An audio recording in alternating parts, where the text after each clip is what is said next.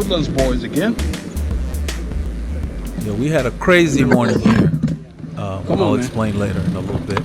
So we're at the truck here. Paul is still getting his stuff ready. I decided to just roll out here with these guys and kind of chat. I've got my cab fare.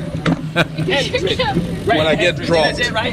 Eldred. Eldred. Yes. Eldred. You guys are on film. I'm recording you for my YouTube channel, Veloharmony. This is a gimbal. That's professional. That's what it Yeah, it keeps it. Yes, it keeps it stable so you don't get all that. You just hold it here. He thinks it's heavy. That's not the reason I get dropped. I get dropped because of these guys. I'm pointing at my leg. You gonna hold it the whole time? Oh yeah, it's very light. Yeah. So I let him I try. know, but I mean, that's. You kidding me? He's freaks out. It's less than a pound. It's about probably 380 Everybody grams. thinks it's heavy. Oh, we do this all the time. It looks heavy. This is but it's Paul.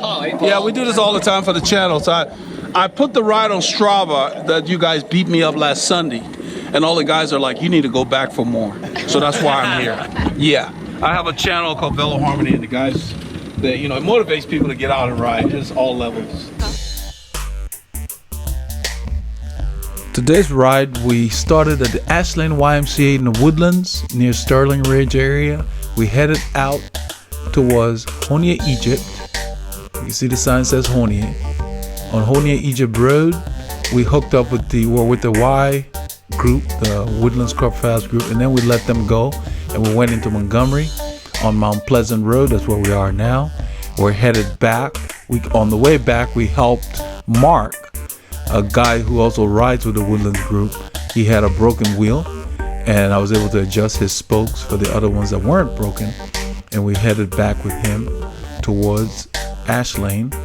We used part of the Honia Road, but then we took Fish Creek right there and came back into the Woodlands to Sterling Ridge. So we're gonna try his group next week. We have a lot of other plans, but it was a very interesting ride. So it's fun. Well, what we're doing today, we're gonna go out. Basically, So he's explaining the route you just saw. Maurizio. Meaning all the way to Tucker Quarter. Y'all want to go on Egypt? On Egypt, right? So we do on Egypt out, and then we'll do Mount Pleasant. They're gonna take Honia, Egypt out. We usually take that coming back. That's one of our favorite down through roads. the forest, back to Tucker Corner. At Tucker Corner, if we need some water, we can stop. Remember Mount Pleasant on the way back? That's that little chick. So we just plan to stay with them early in their ride, and then we're gonna break off. Don't drink too much. He said we're not stopping at the store on the way out, so don't drink too much. The stop is the So store. we're stopping at Tucker Corner on the way back. Okay. But we'll break off Good to from meet them you guys. before I the didn't get your store. name the last time. Jesus? Jim. Austin. Grace? You weren't there Sunday. Okay. What's your name, young lady? Katie. Katie. Nice to meet you, Katie. Your name again? Eldred. Yes. We live here in Northampton. Oh, West Africa. He's from the Republic of the Congo. Yeah. I'm Jim from is asking Liberia. where we're from. Yeah. Hey, ladies. This is the parking lot for the local We used to do YMCA. this fast many years ago. So we decided to come back, and you guys are just crazy fast. That's how I worded it. I called it wicked fast. It was.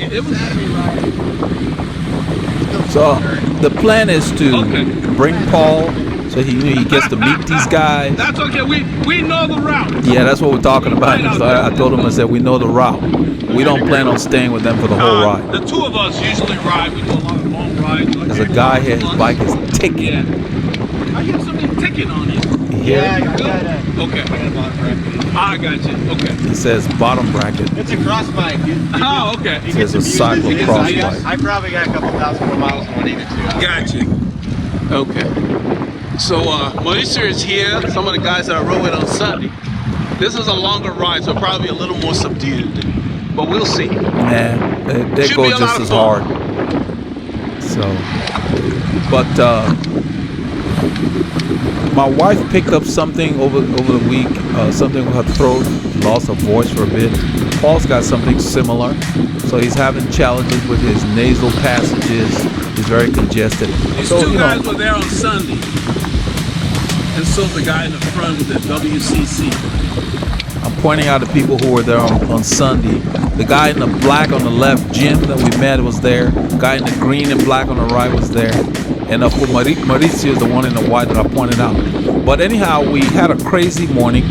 We drove 30 minutes from where this ride started because we were going to ride with the intermediate guys and film that. It was going to be in the hills, the real, steep hills.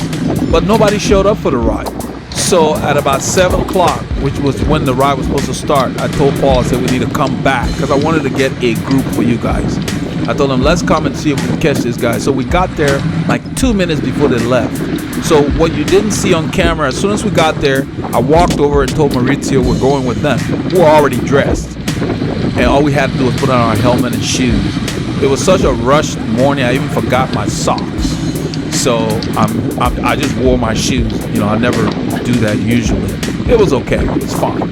But I just don't like it. I like having my socks.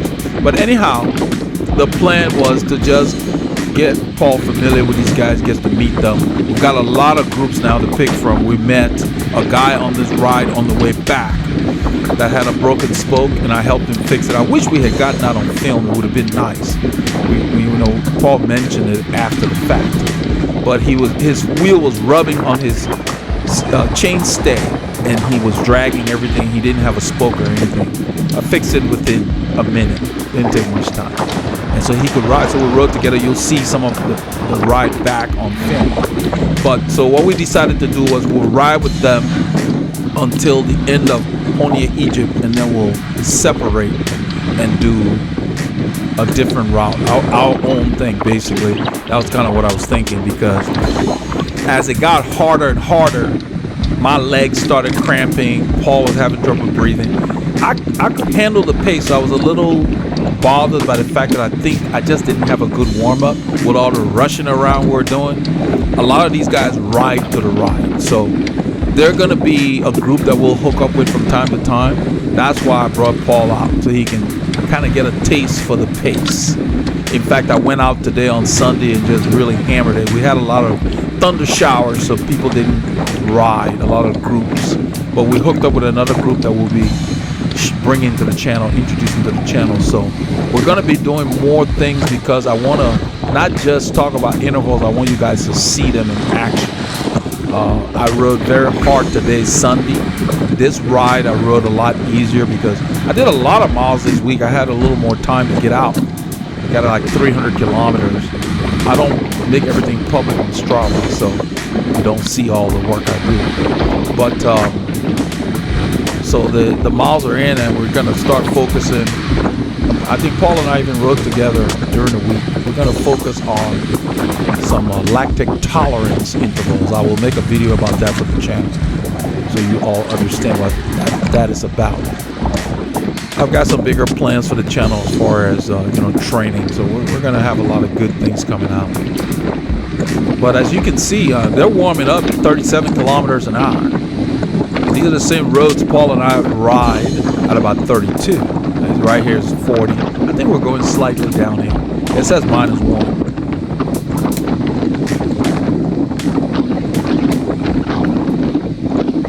But we have to basically just modify our training a notch, and then we'll come and play with these guys. So periodically we're going to come and visit, probably maybe twice a month, I'm hoping, if we have time. But I want us to visit these guys after we've done some specialized training.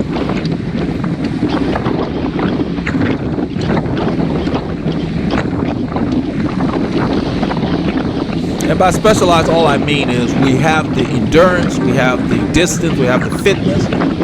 We just need to tune our engines for this kind of riding.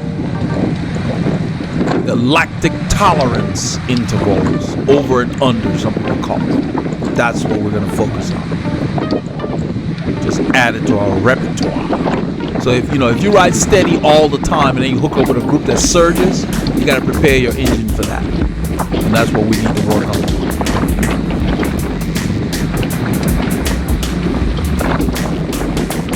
So right here, we're just kind of rolling through. I'm at the back, just trying to get some shots for you all.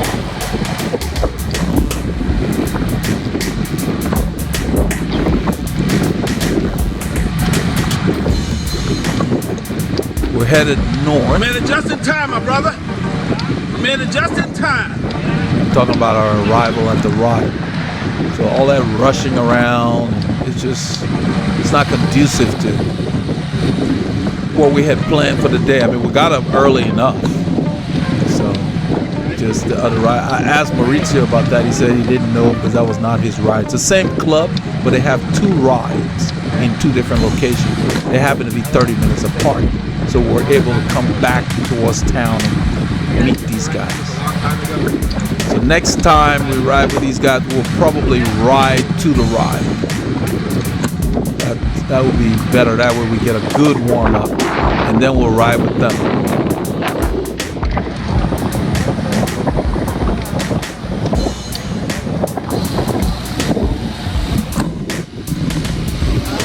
I think there's a light coming up.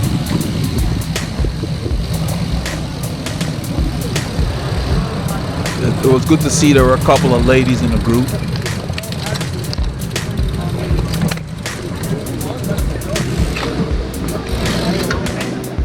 I'm good. Just trying to get warmed up. So we're just gonna stay with them until we get to an area called 2854 in the city of Who's leading them? Honey, and then we'll just kind of branch off.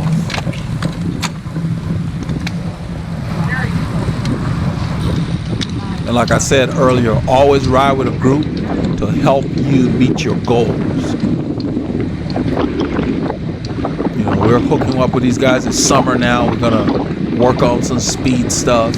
Since the channel's leaning towards a lot of discussions about intervals, I want you guys to see it in action. And that's the main reason.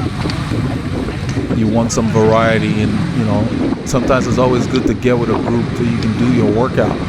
So psychologically, you don't have to push yourself. They will push you. That's the joy of riding with a group.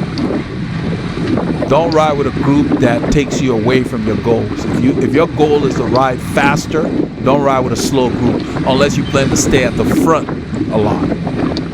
You know, so if you're riding for competition like these guys ride, you want to ride with them because they surge. Don't ride with a steady group if you're training for road racing and that day you're supposed to do intervals or surges.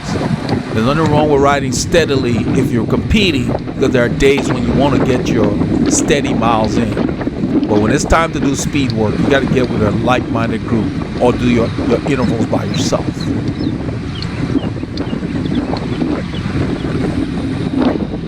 So Paul and I will periodically get with these guys, and we will do our best to get some clips. But we'll also get with other groups because I want to cater to everybody on the channel, not just the competitive people on the channel. We'll have a group that we'll ride with periodically that does a lot of steady rides, and it should be interesting to see. And then we'll get with these guys that surge a lot. So today our plan was to just kind of go out and do some steady stuff. We had a crazy week, and I piled on the miles for me because I had a little more time. So it was just a goal with the intermediate guys. We didn't plan on riding with these guys. But I want to recognize three people from This is the warm-up pace. Warming up. I want to recognize two people from the other group. I'm moving around to get good shots. I think there's a turn coming. There's a street here. I think it's Ken Lakes. There's another group coming from the other direction. It's a good-sized group. So this driver lets us go. He tapped his light, and that's Maurizio at the front there. That group ahead is going to head north and then go west. We're going to go north. And this is the Woodlands, it's a big area in the Houston area, north of the city. And there's a lot of meeting points. So I don't know where they met, but they're headed out west.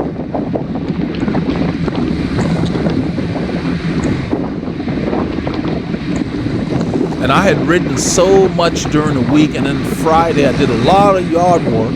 So today my legs just felt like they were asleep.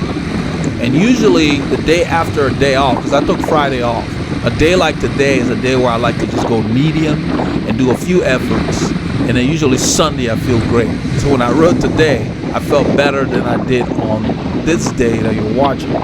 But even if I don't feel good, I can still ride. It's just a matter of feeling. You know, you can tell when you're feeling 100%.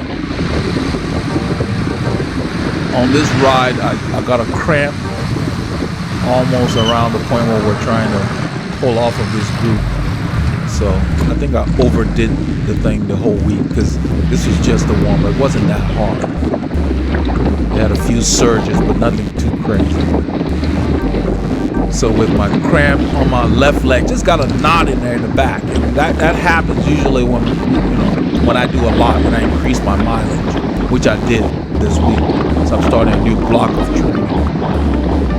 And so, and then with Paul having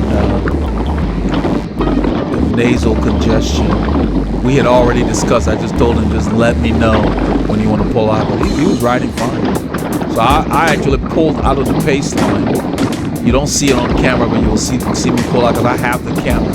I decided to keep the camera so he could just focus on riding with these guys. You can see them, they're warming up 40K, 41K. Now we're on the highway, there aren't too many lights. And that's when the speeds pick up, so it's kind of cool. Once you get out of subdivision, these boys are ready to ride. And this guy in front is spinning nicely. I think his name is Jesus. We met him in the parking lot, I got his name. He was at the ride on Sunday when I rode with them. I was with him when we were chasing a breakaway. So when I got in the parking lot early on, I told them I had cab fare. Basically, I was letting them know we didn't plan on staying with them the whole ride. I said, I know my way. You know, I introduced Paul, and that was the plan. So I decided to do a lot of, just film this so you guys can kind of see. They're smooth, they're safe. It's just a good group to ride with. So we'll be back.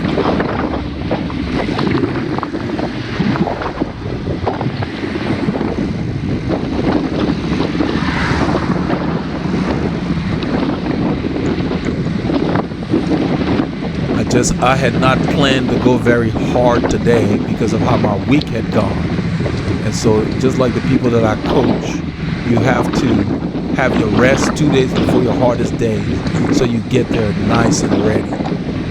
We had planned to do something different and just rushed over here to film a group. I didn't want to just do Paul and I. We've done that all winter. And so we'll do those rides again when we're working on things and visiting other places. But after this summer, we're going to ramp up our pace. So our winter pace will be at a different level. Our pace continues to go up.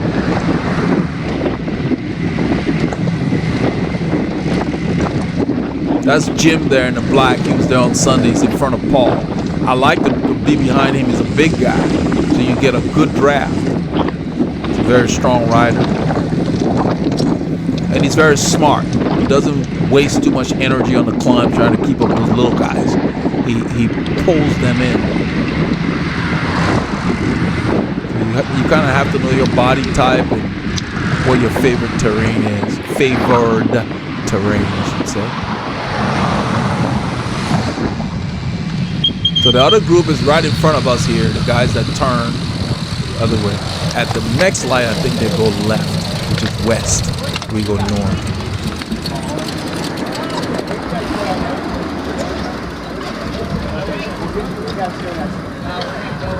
I feel like I remember the ride we did to the UMC guys. Right here. Yeah, Paul's telling me that at the Heroes ride when he had the Heroes ride? congestion. Heroes ride? Yeah, is that the one that Alan and Christian saw? Are you something wrong with your breathing? But I'm managing better than I did. We've had storms today. There was stuff in the air, in the area. Just pay attention on how you feel if you need to pull off the pace. So what I mentioned to him is pay attention to how you're feeling, because if you need to fall off the pace, just, let me know. We didn't plan on staying with them the whole way anyway.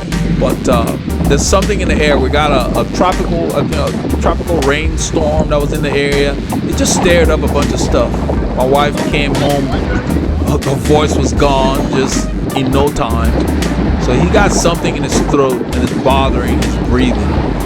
So that's what he was mentioning, that he feels congested.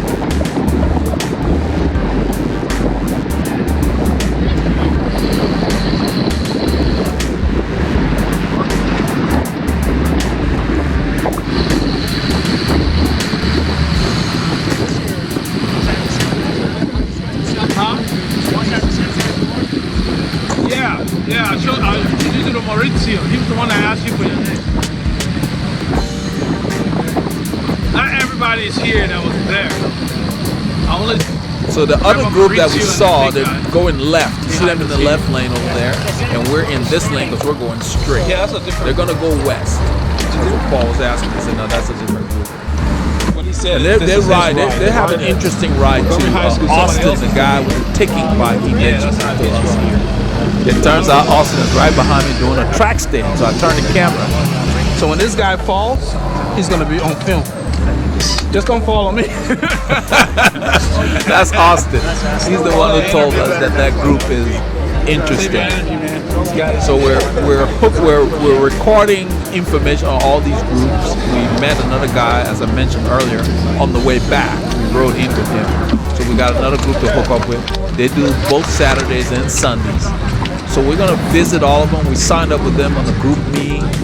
There's an app they use. Those guys are going west, and they have fun out there too. So we're gonna find all these groups so we can have enough of a variety for you guys and girls on the channel.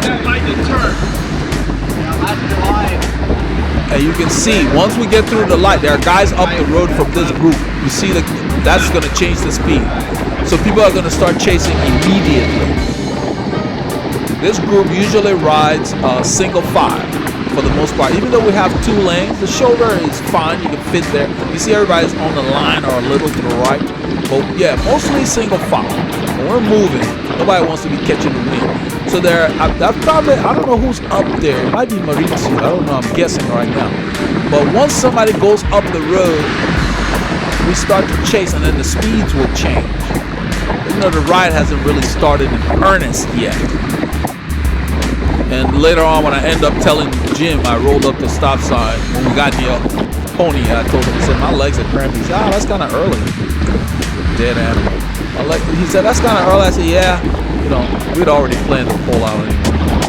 But it's just one of those days I just felt blah. You know, that usually happens when I up my mileage. So I'm doing a new block of training, so I was just here to come out and spin my legs a little bit. I think that's Maurizio up there. There's somebody coming through. This is Jim.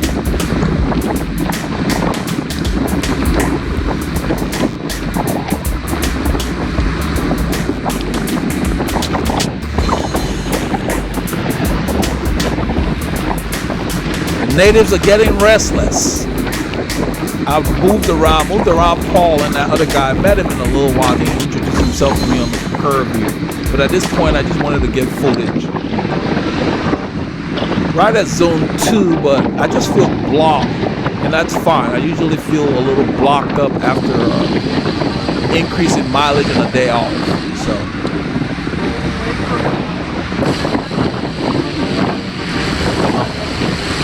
that's Maurizio at the front.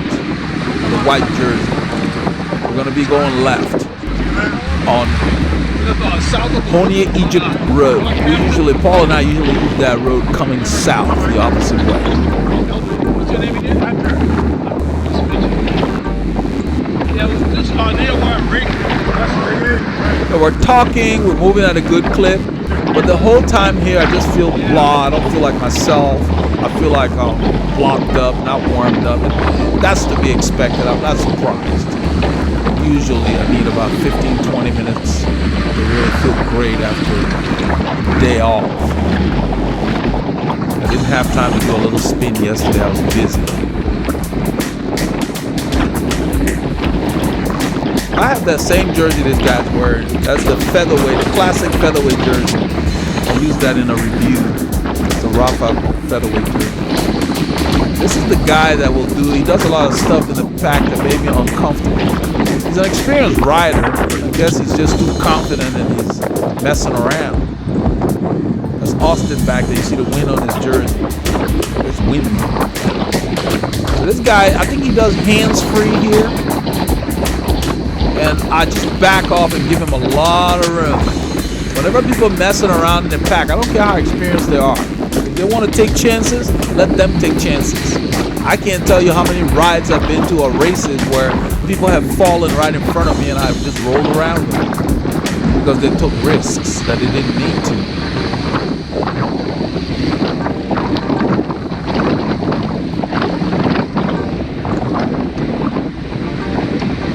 I think it's somewhere here where he sits up in the pack to take a picture. And I'm like, really? My little daughter usually says, really? The 8-year-old. She's kind of a smart aleck.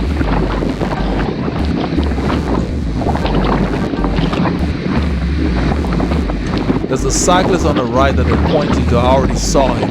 I'm already on the left. You can tell by the view of the camera.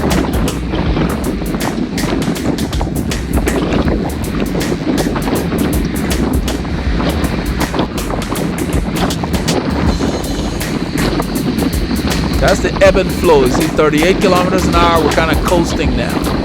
That's the thing, they surge, slow down, surge, just like road racing. That's what you got to get used to. You got to be able to crank that gear, anaerobically for 10, 15 seconds. And then be able to do it again shortly after that. That's the kind of specific work you need to do to handle the changes in tempo here. If you notice, my heart rate is like 149. It means nothing right now. It's all your legs. We're moving into the wind at 40 kilometers an hour. You hear the wind.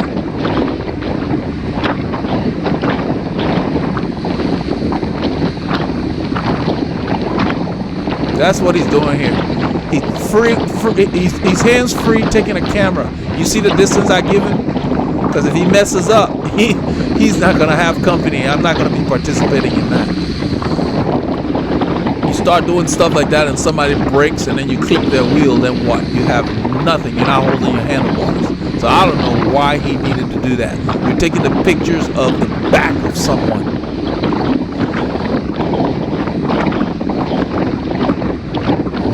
So this is their cruising speed. Let's see, 43. And they're not really going that hard yet. But so 25 miles an hour is what they usually ride, 25 to 27, thereabouts. Then when they come to a climb, they go harder, meaning you either don't shift and use strength and power, or you shift down and spin faster. They keep the tempo going.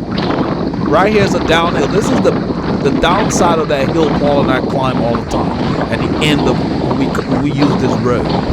That's Mauricio sitting at the front all this time, and we're doing above 25 miles an hour. He's just sitting there. He was there for quite a while. That takes a lot of fitness, and that's what you got to work on. You want to ride at this level. You can see we're going downhill. My heart rate is 132. I still feel crappy. Just my legs were not awake on this ride at this point anyway.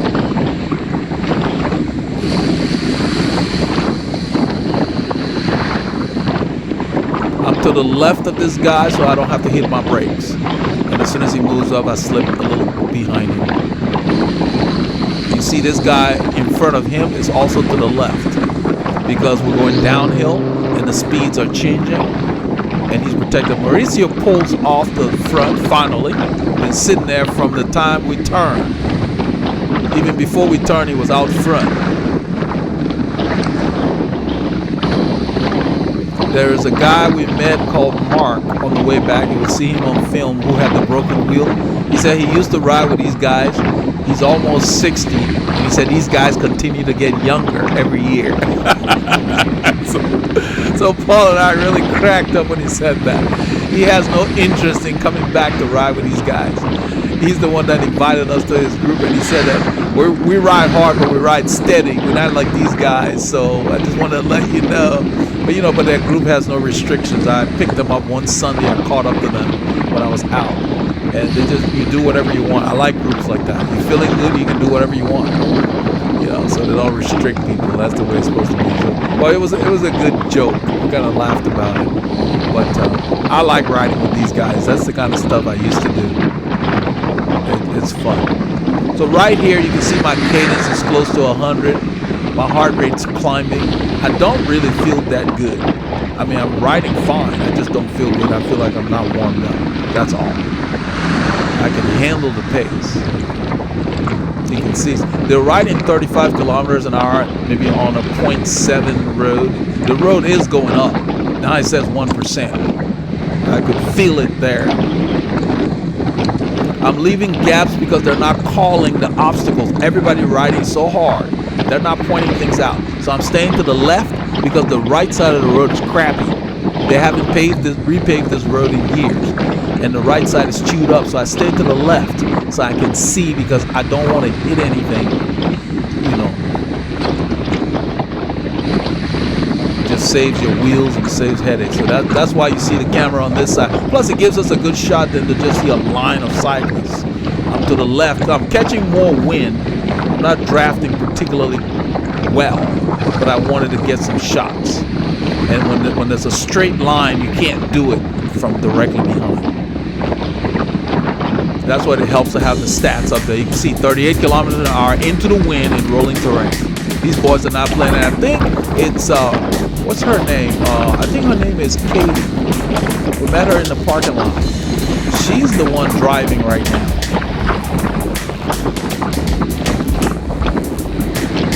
Almost 40 kilometers an hour. I think there's Katie and Gracie. Gracie's up there also. And I think Jim just took over. Yeah, that's Katie there just pulling off the front. She was driving the pace.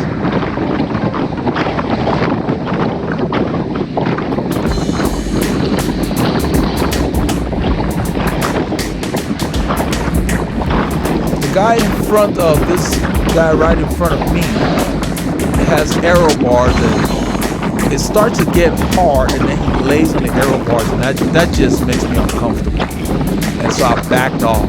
It's probably a little before I pulled out of the line. It's getting really hard. You'll see where this guy in front of me fills a gap, because it gets hard and he leaves a gap. So this guy goes around him and fills that gap, so he's not catching wind, or don't have to chase something bigger by letting it get larger. Then it's like he wakes up and gets on the guy's wheel after he let the gap open, and it was hard, you could tell. So he laid on the arrow bars to try to get more power. Look, he's working. Look at him. See him trying to find power? His upper body's moving. Look at this guy right in front of me, just legs. That's how you know who can handle the pace. So he's lacking a little bit of power. He just needs to do a little more specific training. And coming out and riding with these guys, they'll do it. If you ride with them frequently enough, you will get stronger. So he's on the right path. So I'm right at the bottom of zone 4. That's pretty much where it stayed. I think I got up to like 168 tops. Maybe later. I don't know if it's gonna happen here.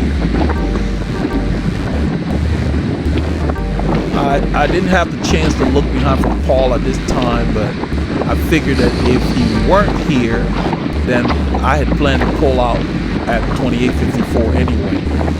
I would drift back to him, but Paul ended up hanging in. After I pulled out, he was still there, so I ended up having to ride back to him. But he said his breathing was compromised. Something's going around.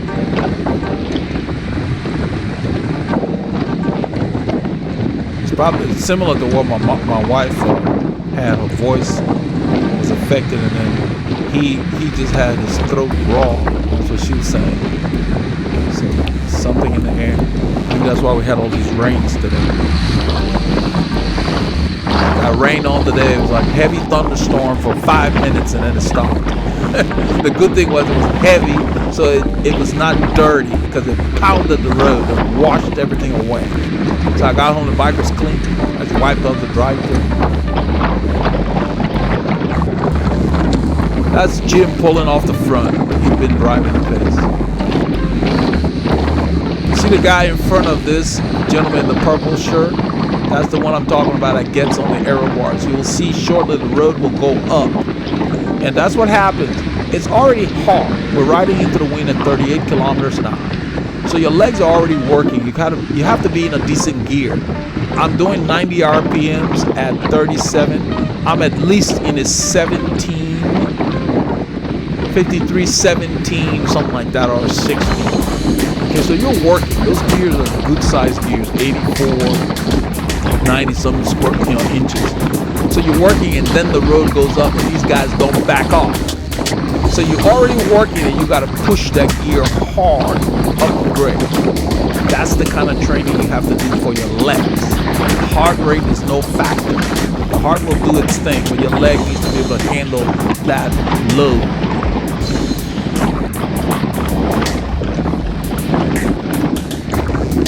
And it hurts. I mean, I'm talking about it. It's the kind of training that hurts. Not everybody looks forward to doing that. So you got to make sure that's part of your goal. If it's not your goal, there's no reason to ride like that. There's no reason to do anaerobic work if that's not your goal, to do sprints and hard repeats up a hill. Because that's what they do on these rides. They're like repeats. So every time the road goes up, if you're with a group and you cringe or you don't look forward to it, that means your legs are not strong enough. That's like weight training on the bike. Right here. See that guy spinning? Look at the guy behind him. His cadence is less. Watch. He's going to go around him. That's power right there. That's what I'm talking about. I'm going to do a replay here. That was a 4% grade. Look at that monitor. 4% grade above the display there. It didn't look like much, but you felt it. So when it counted, that guy didn't have the power. You spin in a small gear. You can only spin that so much. You need to be able to turn a little larger gear. So that guy got in front of him by closing that gap while he was sitting there spinning that little gear. I saw the whole thing develop. That's why I wanted to point out. So that's the kind of training you have to do to ride with these guys. You got to strengthen your legs. It's not about heart rate. It's about strengthening your legs to turn a large gear. Just like I talked about in the HIIT video. You got to be able to turn those gears. So as I watched him do that, I just waited to see what would develop. You can see I'm right here. You know, we're approaching, getting close to the intersection with 2854, where we're going to pull off anyway and kind of do our own thing.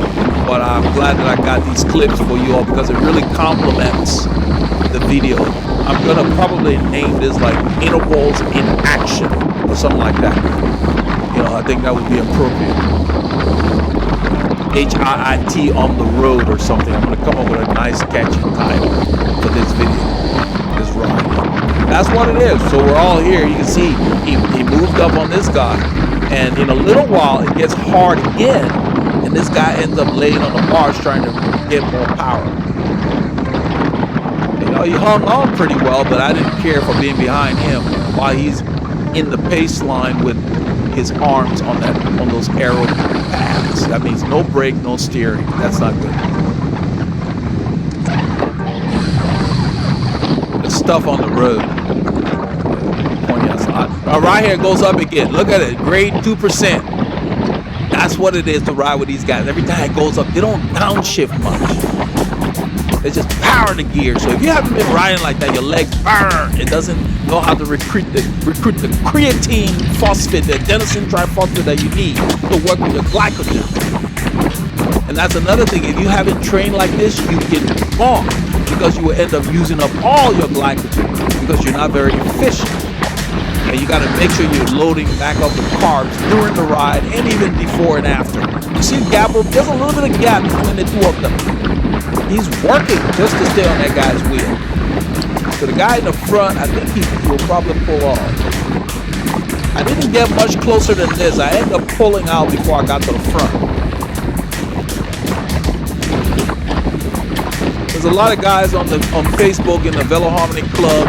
Hector, one of them, Radicals. He loves riding, enjoys life, and he's always joking about the speeds they do in Florida. Don't worry about the speed. Yeah, this is the guy on the aero bar. It scared me. So I'm to the left, and I think I back off when I realized that he's resting on that stuff. It's hard right here. That's why he's resting on that. These guys are powering into the wind up a climb. You see my heart rate 165. Edging into zone 4. Nothing too hard. for me anyway. But it gave me a lot of solace knowing that I can hang with these boys. So I'm like, okay. That's why I went out today, Sunday, and I rode just like you see them riding, because I have my own plan for the week. We'll join them another time. I will ride with them on Sundays, and then we'll get Paul out. Paul and I will work together. Look at those guys up there. Just, you know, this road is going up. Yeah, my heart rate 168 went up 3 beats. I think I stood up a little bit, and then I sat down. I just have the camera in my left hand. So got some good shots. Got some really good shots because I wasn't paying attention to it. This is where I pull out. My leg started. There was just a knot on the back of my leg. I didn't know Paul was right behind me. I just pulled out of the line so I wouldn't have to stop pedaling. Sometimes when you cramp like that on my hamstring, it's happened to me once before. Sometimes you can't pull up because as you pull up, it's more painful. So I wanted to get out of there. This lady says last as she goes by, and I slip behind her. But I could not pedal as much as I wanted to. So it was a combination of me not being warmed up, these boys stomping the pedals, all of that. You know, I didn't need to drink or anything. I had been drinking. But I don't know what it is. My legs, they were like, enough of this. So what you saw that guy doing when he went around the guy, that's how I was riding. I was riding a large gear around 80. Right now I'm like 82 RPM, but I was riding a large gear the whole time. You know, 17, 16, stuff like that. So I don't know, maybe that's why the knot came in my hamstrings. I wasn't out of breath or anything. You can see I'm holding 40 kilometers an hour. I'm holding 40K by myself. So I'm in a big gear right now, probably a 16 or something like that. 76 RPM, probably 16. The power's off up there. That's the intersection, that's where we're gonna pull out anyway. Paul's there at the intersection, he pretty much let them go. So this was our reconnaissance. I didn't know they did these rides Saturday and Sunday, the fast boys. So I wouldn't want to do 2 back-to-back right now at this point, maybe later. But they look like they've been doing this for a long time. So I roll up here and I told Jim, I said, yeah, my legs are cramping. He said, yeah, that's kind of early.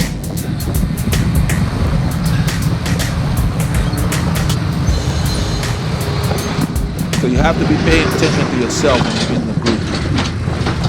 So right here I told Jim, I said, I'm cramping. Started cramping back there. He said, it's kind of early. Nah, it's too early. I know. Didn't want to. He said, nah, it's too early, maybe later. Tell that to my left leg. It was my left hamstring. Just got a knot in it. It's very painful.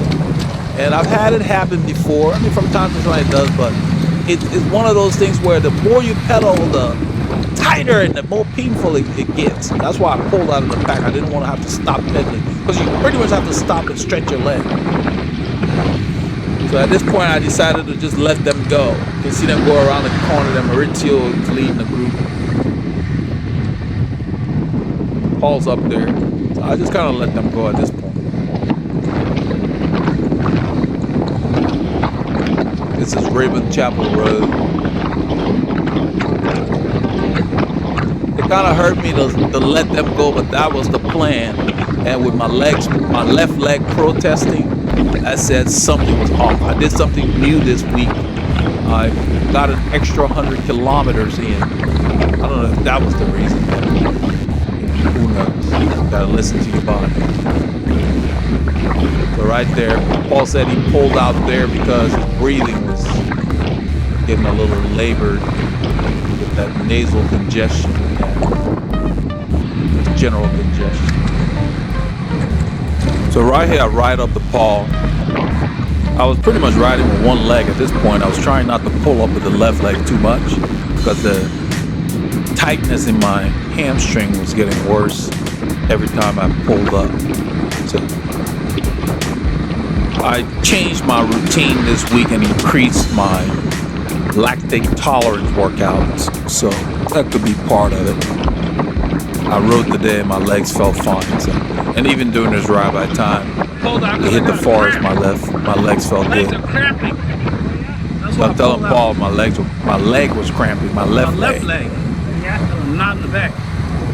Sure why. We had to let those boys go. My left leg started cramping. I don't think I warmed up enough. We got to the ride start kind of late. And we're hoping the intermediate guys would be at the ride. But we went to the ride start for the intermediate guys, which was 30 minutes away. They weren't there. Nobody showed up. So we had 30 minutes, so we rushed back into town to pick up the pro guys. And all we could do, we didn't even get to warm up. So we sat on their wheel. At that point, my legs started cramping up on me. How you doing, buddy? And so Paul's having trouble breathing. He picked up something. His throat is bothering him. Something's going around. My wife has something similar. But we just decided to let him go after. So we stayed with him to get some clips for you guys. By now you've seen it. And we're doing the same route they're doing. Just to familiarize ourselves with it. Turn right.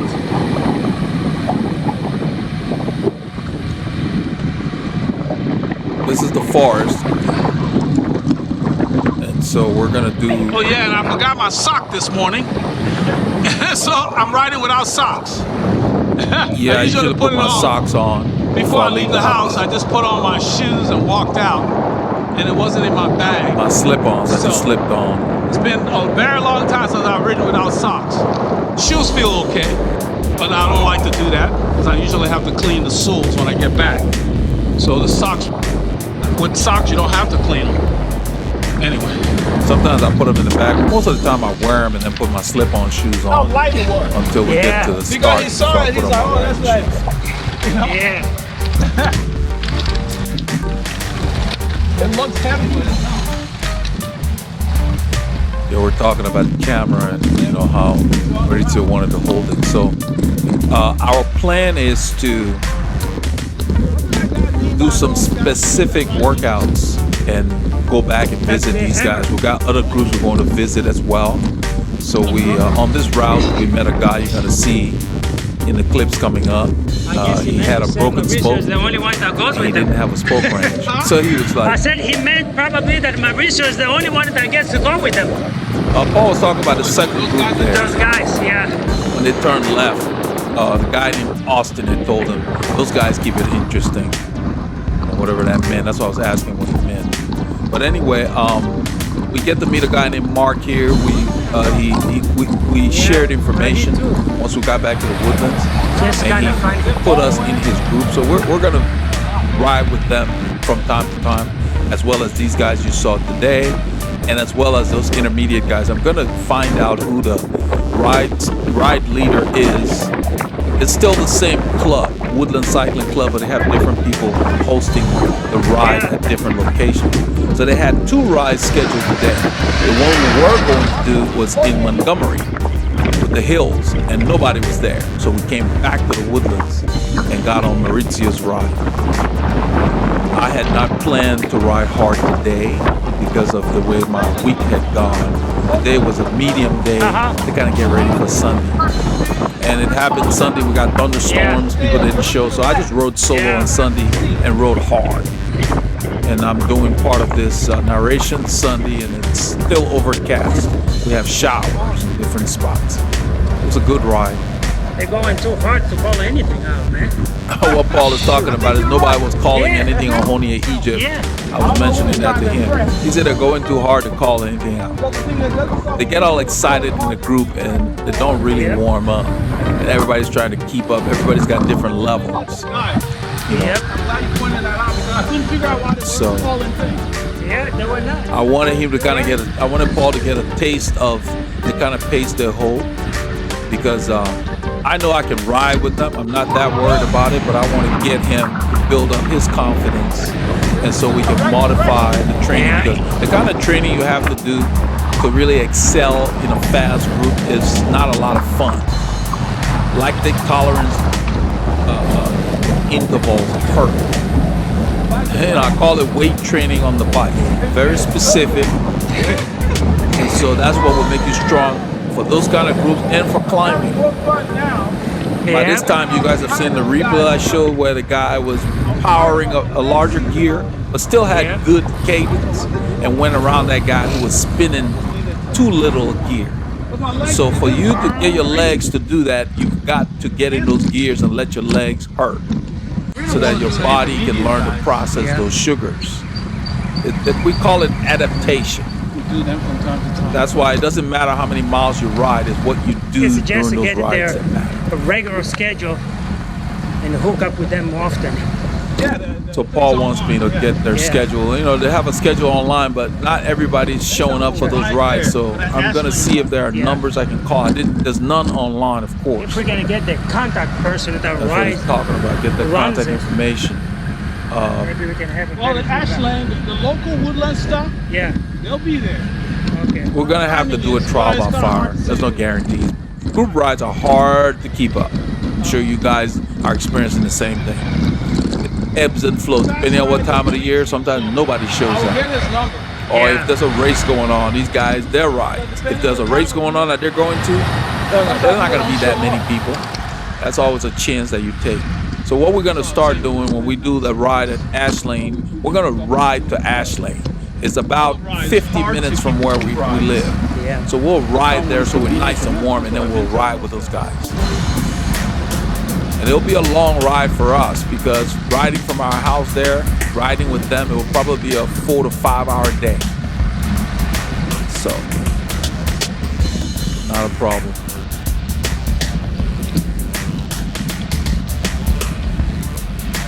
But now he's got a feel of the pace that they hold, you know, so we'll start riding at that pace ourselves even when it's just us. Just change the way we ride, ramp it up a bit. It's like fine tuning, getting ready, peaking for something. So we're just gonna modify a few things, not drastic. You know, just the harder efforts.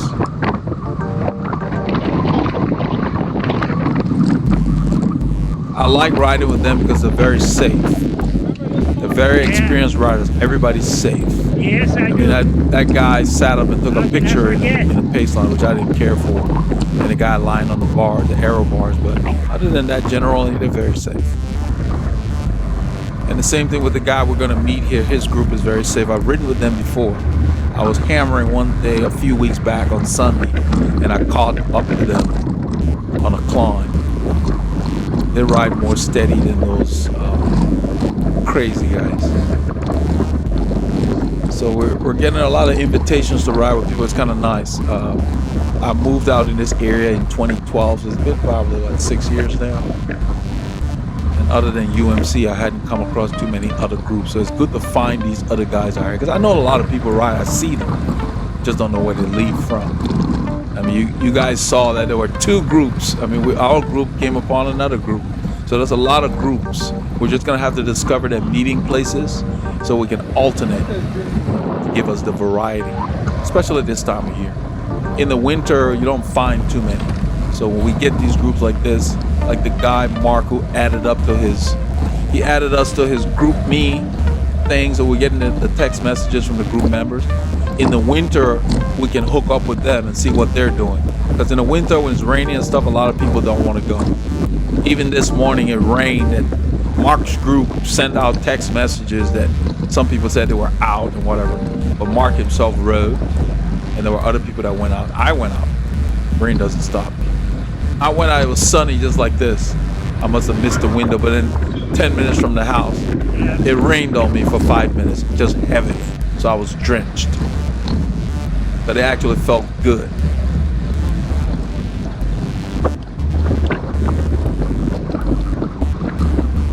On the ride this Sunday, I was on the way home about probably a mile, maybe 3 miles from the house, Creekside, where we ride all the time. This lady in a Mercedes cut me off on the corner. She comes around, just turns. And I know the area, so I knew it was a dead end. So I chased her down. I rode behind her because my lights were on and everything. So she saw me. So she pulls into her driveway and put her window down. So I asked her, I said, I guess you didn't see me, right? I was giving her a way out. And she answers in this heavy Eastern European accent. And she says, it's not for the bike. Oh, I got hot. and I had to like tell myself to cool it. I got really hot. It's not for the bike. That's the reason you cut me off. I was giving her a way out. So her explanation was, the road's not for the bike. That's why she cut me off. So my brain was moving at 100 miles an hour, and I looked at her and I said, you need to be very careful when you're on a public road. I said, I don't know where you grew up, but I know it wasn't Mars. We ride bikes on Earth. Because I didn't want to come across as a bigot because she's not from here. I mean, I could tell that she's probably first generation, you know, because her English is not very good. But I knew what she meant. I'm not supposed to be on the road. That's why you're cutting me off. So I told her, I said, I don't know where you're from, but I know it's not from Mars. And on Earth, we ride bikes. The point I was making is it doesn't matter what country you're from. You're just ignorant. And so I told her, I said, be very careful when you're on a public road. Whatever you do, you are responsible for it. I said, this big house, that car can be gone in a second if you hit the wrong person. Her eyes opened up like a deer caught in the headlights. And then I told her, have a nice day, and I rode off. I felt good after that. I'm glad I kept myself under control because I was pissed. It's not for the bike. That's why you cut me off? Like, who the heck told you the road belongs to you? There are no signs that says cars only. I hate that stupid attitude. There's nothing special about driving a car. Look around. Everybody drives a car. So it's like she couldn't even say another word, but she understood what I meant because I pointed at her house, I pointed at her car, and I snapped my fingers. That registered with her. And it wasn't an idle. I was just letting her know that's what happens. You know, Mark, who we met on this ride, was telling us about a surgeon, I think it was a doctor, that got hit by somebody while he was riding on a course where the road race was strange because this moron was texting and driving and took the guy's life. And the guy who was doing it worked for a big company. So I think it was neonatalist, some kind of doctor, a neonatalist, whatever that means. He probably works with pregnant women or something like that. And this was just Mark telling me on this ride that you will see the clips for. And it's funny how close to home that was. But he basically said that the guy died, his company went after the guy's company that hit him, and yada yada yada. I don't think that company even exists today. That's what happens. You stupid people want to go out there and do a million things instead of driving cars. She doesn't even know the rules of the road. Want to tell me it's not for the bike. So it's not for pedestrians. You're gonna cut off a pedestrian too? It's not for the bike. Instead of apologizing for driving like an idiot. Anyway, back to cycling. Right here, I'm adjusting my strap, the helmet strap. They have these little clips that they sit in, and it keeps coming off, and I hate that because it flaps around in the wind and it can chafe you. So I'm holding it with one hand and feeding it back through the loop. And I decided to do this on a climb, of course. I'm thinking, well, you know, I've got a good hold on it. It's slipping through, so I don't want to let go. I'd have to start all over to find it. But what I was saying earlier was we're going to start using more lactic tolerance. It's not going to be a lot of fun. I mean, it doesn't take me long to adapt to that kind of stuff. I already did a bunch of it this week. I did some today on the Sunday. But what it will do is increases your cruising cadence, which also increases your cruising speed because you're putting more effort. You're recruiting more of your fast twitch muscles. I have more fast twitch naturally, and it's almost like you're doing sprints and intervals and a lot of anaerobic stuff, which, you know, heart rate is not a factor. It's just the stuff that makes your legs hurt, and that allows your body to dissipate the lactate that you're going to produce. And until you adapt to that, you can't do those repeated high efforts. It's almost like your aerobic capacity training. That's why I talk about training being a science. It's very complicated. It's different for everybody, depending on their goals. That's a nice pasture over there. So I will come back to the comment I made about the lady getting me upset. I always try to take a deep breath or count to 10, because when you're upset, you don't think as effectively. I don't like to say things that I have to come back and apologize for. So I always like to think about what I say and say what I mean. I'm not one of those who says I'm sorry unless I'm sorry. You know, and I really like the public figures that do the same. If you said something because you meant it, don't come back and apologize to save a job or some stupid project or a job on a film or something. I respect the ones that said, you know what, I meant it when I said it. And if it hurts somebody's feelings, sorry, but this is why I said it. And you stick to your guns. I think that's good. So I got to tell her everything I needed her to hear. And by the look on her face, the next time she sees a cyclist, she's gonna steer clear. That was my goal. I didn't follow her for a confrontation. That's why I opened it. I spoke to her very nice. When she put her window down, I said, "I guess you didn't see me." That was her way out. No, she wants to tell me it's not for the bike. in not so good English. That's what annoyed me. Well, it really pissed me off. Anyway.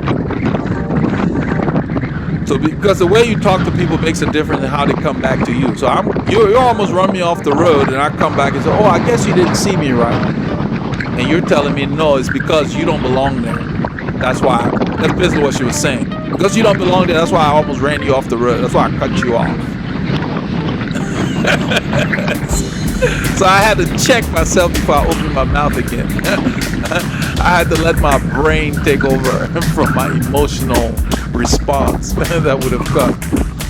But I think she's going to be one of those drivers that will be well aware that it's a public road. If I want to ride a horse there, I have that right. You're telling me, but it's not for the bike. Yeah. You run somebody off the road and tell them, "Oh no, you weren't supposed to be there." They'll lock you in jail and throw away the key. After smacking you in the face for being stupid. You're not supposed to be there. Right.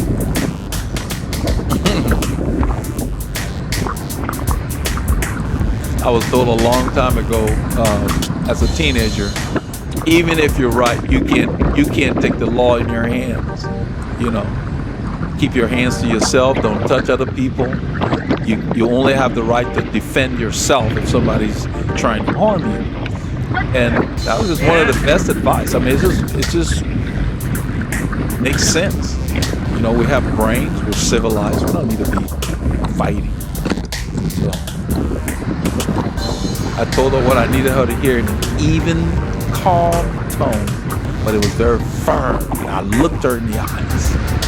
Oh, she knew. I made sure it wasn't threatening. I just gave her information. So all of this can be gone in an instant. You get sued, you know. End up supporting somebody you don't even know. I understand that. And I'm speaking from experience. I have people that I'm close to that are taking care of people that injured. Because the insurance for your car only covers up to a certain amount. And if you have the means, they come after you. That's just the way it is. This, you know, people, and I think you should be responsible for your actions. You can't go out there harming other people. Anyway, enough about that. So this part of the ride here, I'm trying to get us to the store so we can get some water. It's hot. It's not as hot as it has been, 27 C up there, but it was a warm day. We're heading back into the wind, so it feels better here. I told Paul later that my shoe felt like I was riding in a template for my foot. That's the best way I can put it. It just molded, yeah, like that's the word I use. It felt like my feet were in a mold. The shoe is very soft, the leather they use, and it just conforms to your foot. There wasn't any kind of movement or anything like you get with the socks. So that was a different kind of feeling, but the shoe was very comfortable. I didn't care for it, but just, got back, the socks were lying on the bench. I usually sit on the bench, put the socks on, and I slip on my walking shoes, and then when we get to the ride, I just put on my cycling shoes. My cycling shoes are always in the back, but I was packing the cooler that morning and just missed it, that's all. We left a little earlier, but there was no reason for that. So next time I'd have just put it in the bag, or just keep a spare pair of socks in the bag. I didn't care for riding. It didn't affect my ride though. Back in the day, I used to ride with those real short socks. For you guys that played tennis and stuff, you can't even see them over the shoe. I see some people still wearing them. Nowadays, I don't like them so much. I like the ones that come up in the bottom of my calf.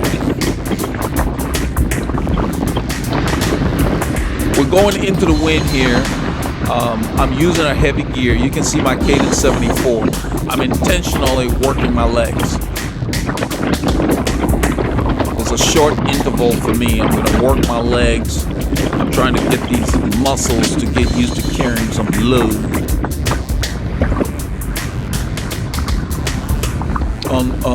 On July 4th, there was a grand fondo in our area called the Burn Your Buns. we did it last year, and I think it's hosted by a place called Blue Bonnet Farms. I think one of the sponsors are the Woodlands guys.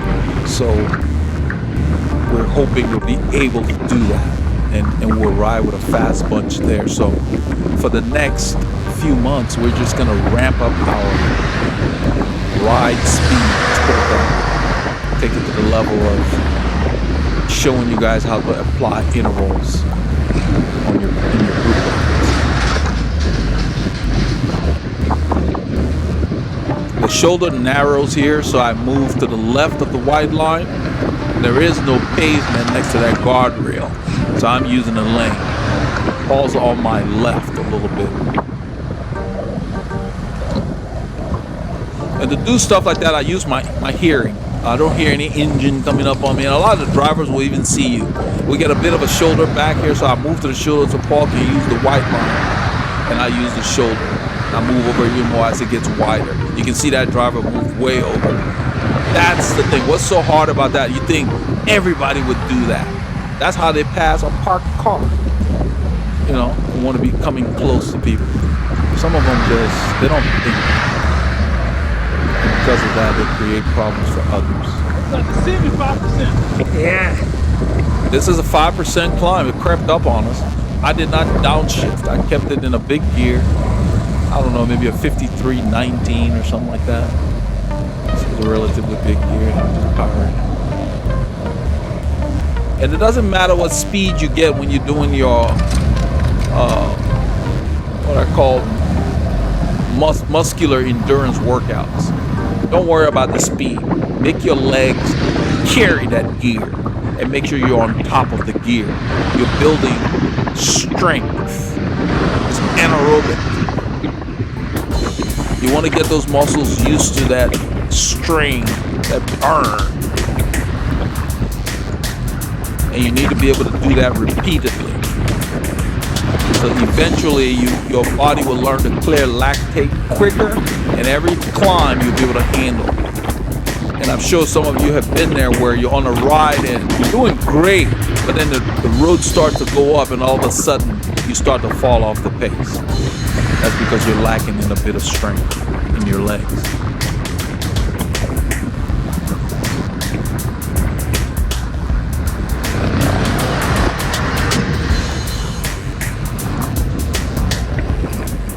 When I do the lactate tolerance workouts, I use larger gears than I would ordinarily use, and I use lower cadences than I would ordinarily use. Because what will happen is it's like you're super compensating. So once you recover, So if I do a lactic tolerance in like a 53, 13 or 14 upper grade, 50 to 60 RPMs, whatever my legs can handle. And you need to be careful if you try to do something like that, because if you have knee trouble, I don't recommend that. Up your cadence a bit. So you need to be very careful before you do that. You need to make sure that you've been training enough to where your joints can take it. That's the reason for bass. You don't want to just start jumping into those kind of intervals. So you can strain hurt your knees. But I overcompensate to where the muscles get used to being overloaded. And so in the group, if I'm sitting in a 53, 16 or 17, it's like nothing. And then the grade comes, I don't even have to shift. I just power. Like you saw that guy do earlier in the ride. And I was behind him doing the same thing. But my left leg, I guess, didn't like it.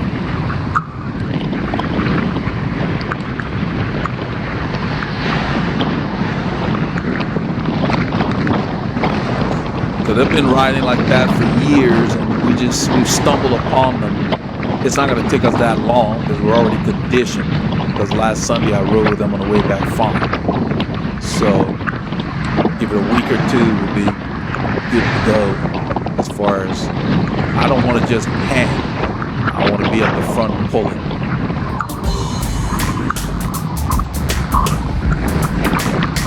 See my cadence is 70, it's dropped below 70. I'm in a heavy gear. That's all the same kind of workout. Builds your strength.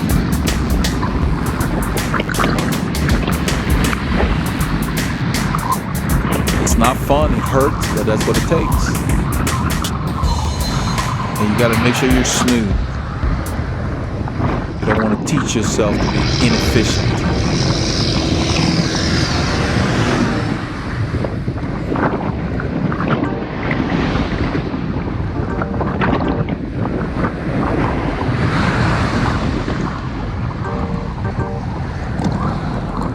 So we're stopping over here to refill, and then we're gonna head in.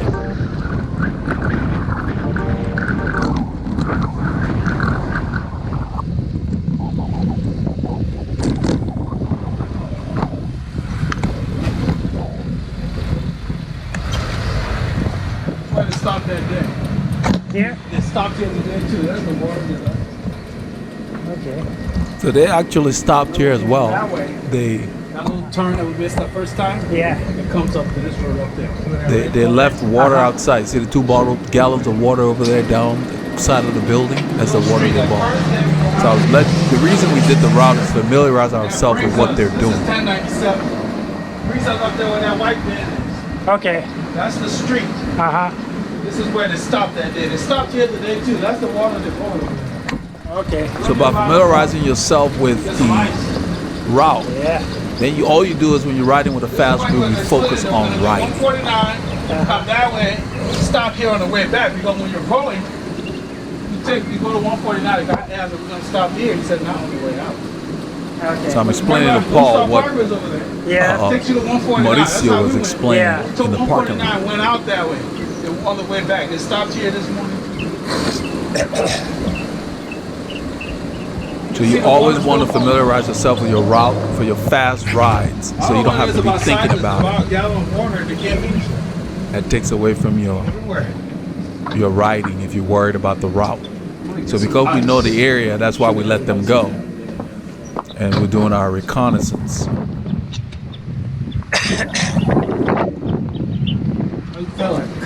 I'm all congested here, man. Yeah, Paul is Just congested. right here.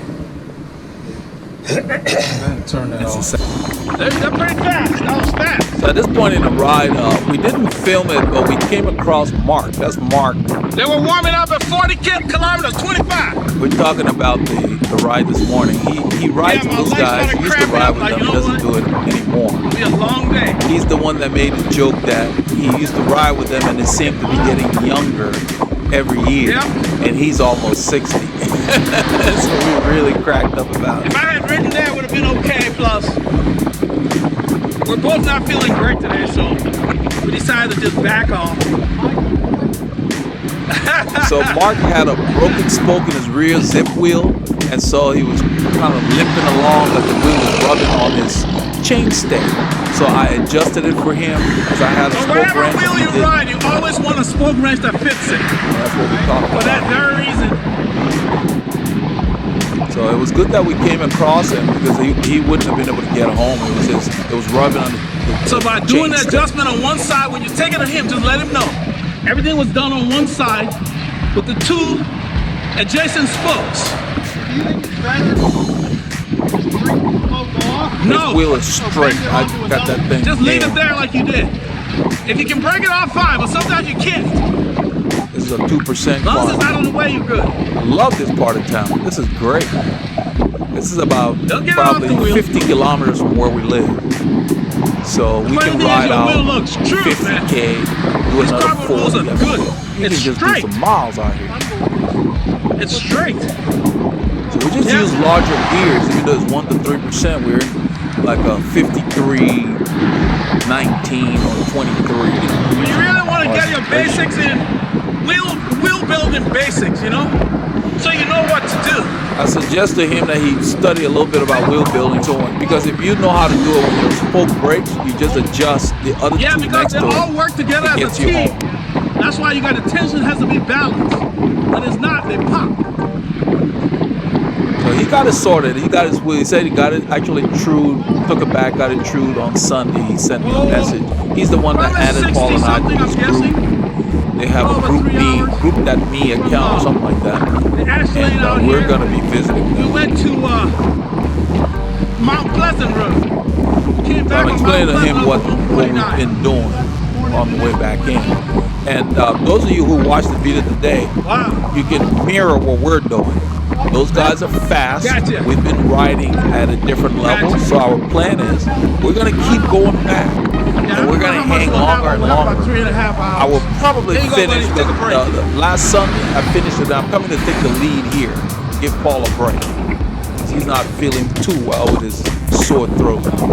But anyway, the plan is when you ride with a group that's very fast, stay with them as long as you can without losing form, without riding over your head. Let them go. The next time you go further and further. The first time I rode with them, I was able to finish with them, so I'm not worried about finishing with them. This ride was to get Paul introduced to them. I happened to have a cramp because I did a heavy week this week. I really ramped my mileage, and that may be a part of it, and didn't warm up. I usually ride those rides, so I have a good warm up. I think that was part of it as well. But that's neither here nor there. The process is we're going to keep going back. Once he gets adapted to where we can finish, then we're there. So I'm going to be doing their Sunday rides with them. We'll be riding with other groups on Saturday.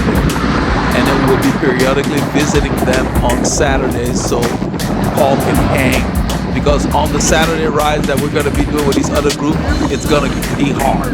We're going to be doing fast rides. It's not winter anymore.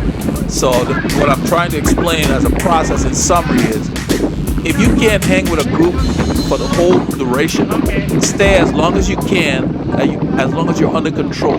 Once you start losing control, let them go. And go train. Work harder. The next week, come back. Or the next couple of weeks after 2 weeks, come back. Keep coming back. You will go further each time if you stay focused. And that's what we're going to show here in this series of videos. So today, we warmed up with them. I wanted Paul to experience that. The next time, we're going to go further than a warm up together. Because I can already stay with them. So I will be riding with them on Sundays. Today it rained, so all the rides were out of skelter. But because Saturday and Sunday, I'm going to be riding hard both days. So I just wanted to explain that. Don't give up on the group just because they drop you. If they're part of your goal that you're trying to accomplish, go back. Nobody cares. You heard me announce to them I got my cab fare, and they all laughed because they've been there. Every rider at some point that got dropped for one reason or another. It's not a big deal. Whether they chose to not continue or the pace was too hard, doesn't matter. But you have to have a plan. So we're going to progressively increase each time we go there on their Saturday rides. Because I want Paul to use that to get stronger, faster. You know, we're gonna work together, of course. I just wanted to explain that. That's the plan. That's why you only saw the warm-up today. There's no problem pulling out. If that happens to you, pull out. Have a plan. So right here, we're going back and we're riding at a good pace. This is about the same effort those guys were warming up at. So you don't have to be with a fast group to do the same thing. Right now, the cramp, I'm waving that car. There's a car hesitating. We're trying to turn left. They can't make up their mind. Good. Now we can turn.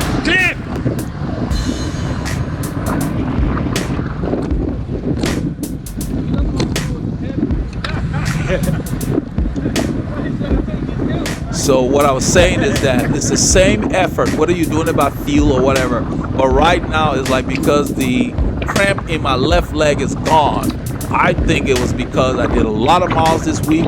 I increased my mileage tremendously, and I didn't warm up. So those two things together caused my cramp because I was not low on fluids or dehydrated. I drink a lot. My urine is always clear. That's my gauge.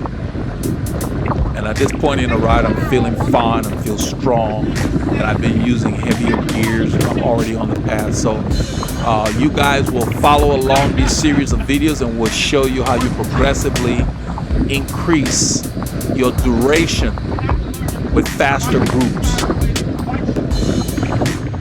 I decided to just kind of do that in this series. So we'll be doing groups. That's why we drove back and rushed to ride with a group. We wanted to start at least bringing more groups instead of just our rides. We'll still do our rides periodically, but right now we're going to do more group speed work.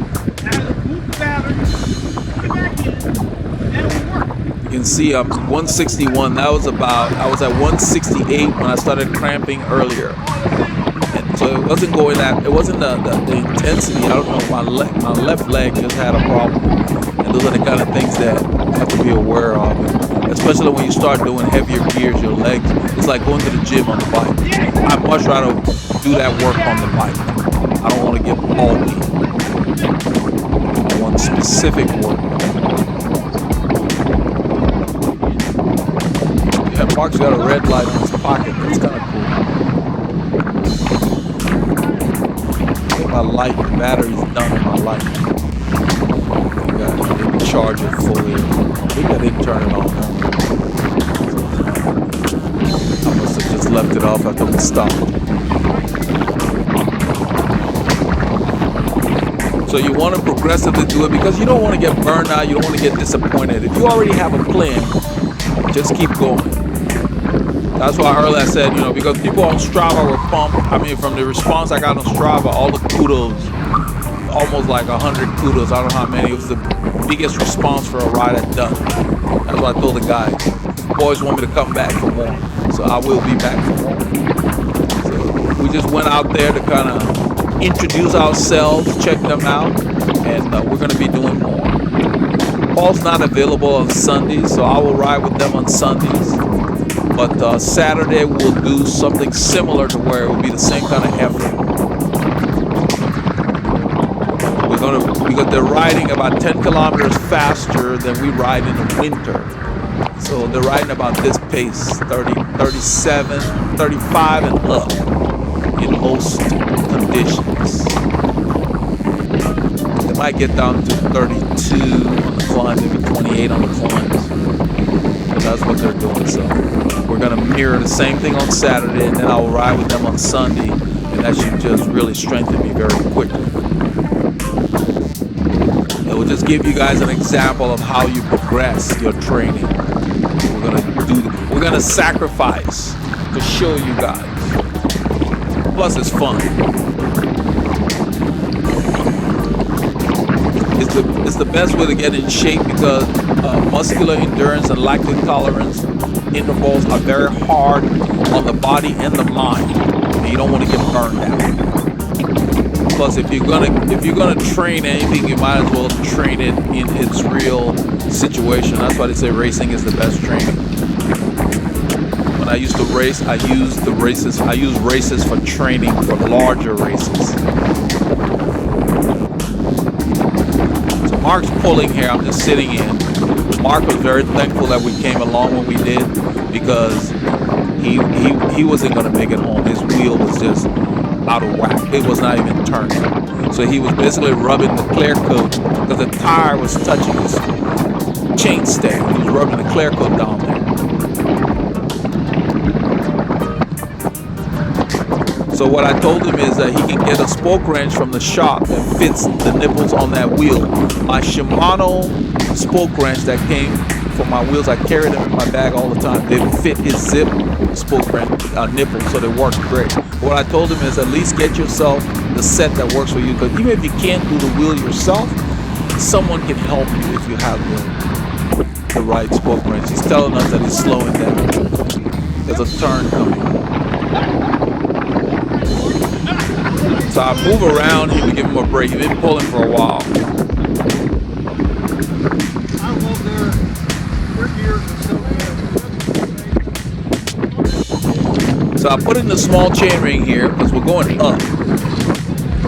And I'm probably in a 15 in the back or something like that.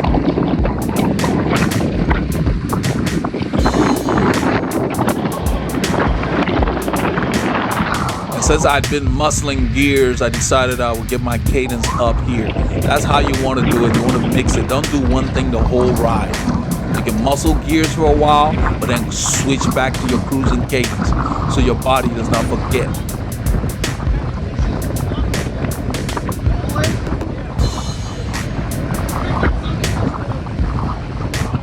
Those of you who are riders that I coach, I'm designing something to where I will have something on the website specifically for you guys, workouts and stuff in format. I'm trying to design and write an ebook that when it's done will be available for everybody I coach for no cost, and the rest of you will probably be like $29.95 or something like that.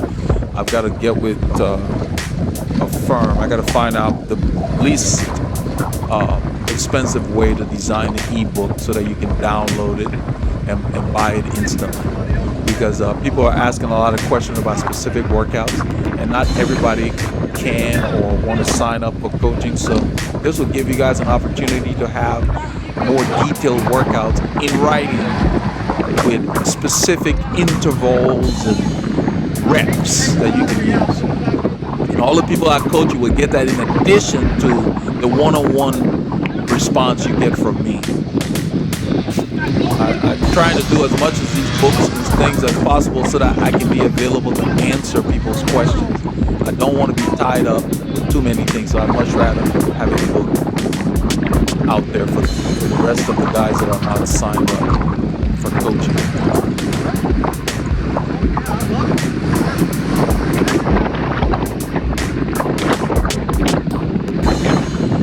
Anytime I can automate or structure anything to where it's kind of a format that does not require too much time, it's a lot easier, so I can spend my time on other things and new things, more innovative things. This is a grade. It might go -0, -1, but it's up and down. You can see the road this entire time we're climbing.